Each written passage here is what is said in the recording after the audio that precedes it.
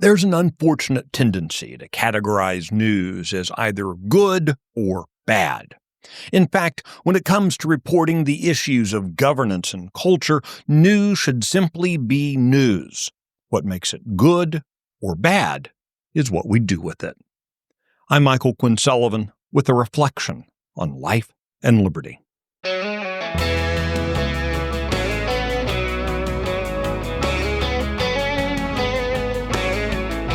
Make no mistake, objectively bad things do happen. And so, reporting on them is reporting on bad news.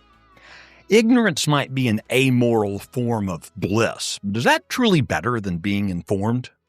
That question came to mind not long ago when a fellow asked where he could find a website devoted to good news. Without trying to be cute or ironic, I gave him my business card and pointed to our web address. It was only then that I realized he was looking for feel-good stories about piano-playing cats and cookie-selling children. Those are fine, but I don't exactly see them as good news. Like a meal of Jell-O, such stories have form but lack meaningful substance. Let's consider what constitutes good news.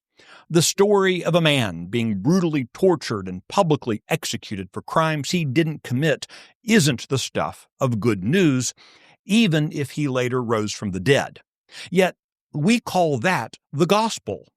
Gospel, of course, derives from the Old English word godspel, itself a transliteration of the Greek term euangelion, which meant good news, and from which we also get evangelical. The news of the torture, crucifixion, and resurrection of Jesus is indeed good news for a fallen world. In a secular sense, good news, rightly understood, is information that enables citizens to effectively improve the systems of government and culture under which we all live and work. Conversely, bad news is anything that distracts citizens from doing so. Sadly, we live in an era of bad news. One can stream nonstop, mind-numbing content all day, every day. A recent study found that Americans on average consume 8 hours of entertainment content per day. Well, I love a good mystery murder or sitcom as much as the next guy. 8 hours a day? That's the worst possible news for our republic. Though a case can be made, that isn't as bad as those who spend an equivalent number of hours being fed a constant stream of "you can't do anything about it anyway" outrage content from the cable news networks. For news to be good, there must be something the citizenry can do. Too many people have been conditioned to walk in darkness. Politicians and their media sycophants want the people plied with intellectual junk food into an ignorant stupor. Effective citizenship demands a steady diet of real news.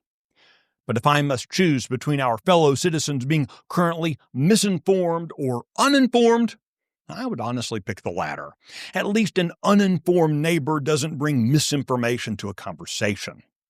We should be committed to shining a light. Real news should empower citizens to make a difference in their world, either through direct information or by providing a framework to ask questions and analyze responses. The future of the Republic depends on an informed citizenry. The best possible news is found when citizens are actively taking the reins of culture and government. Only when that happens does liberty expand and people prosper.